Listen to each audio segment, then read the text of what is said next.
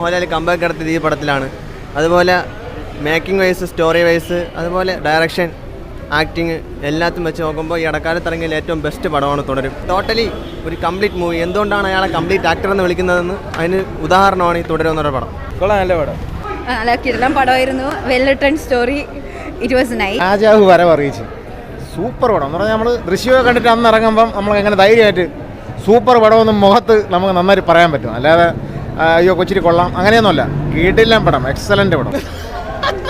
പൊളിച്ചടിക്കും. കുറേ നാളെ ശേഷം ഒരു ലാലേട്ടൻ്റെ പടം കണ്ട് സന്തോഷത്തോടെ ഇറങ്ങിയിട്ടുണ്ട്. നല്ല സൂപ്പറായിട്ട് എടുത്തിട്ടുണ്ട്. സൂപ്പർ എന്ന് പറഞ്ഞാൽ ഓരോ ഷോട്ടും തരുമൂർത്തി എടുത്ത് വെച്ചിരിക്കുന്നുണ്ടല്ലോ. ഓരോ ക്യാമറ വർക്കും സൂപ്പറായിട്ട് എടുത്തിട്ടുണ്ട്. പറഞ്ഞാൽ കിടില. മോഹൻലാലിൻ്റെ ഈ ഒരു കഴിഞ്ഞ ഒരു 10 വർഷത്തിൽ ഇറങ്ങിയ വൺ ഓഫ് ദി ബെസ്റ്റ് തിയേറ്ററിൽ എക്സ്പീരിയൻസ് ഫിലിംസ് എന്ന് വേണമെങ്കിൽ പറയാം. സൂപ്പർ, നല്ല സിനിമ. എത്ര നാളിന് ശേഷം നല്ലൊരു സിനിമ കണ്ടതെന്ന്. സത്യം, മോഹൻലാലിൻ്റെ നല്ലൊരു സിനിമ കണ്ട്.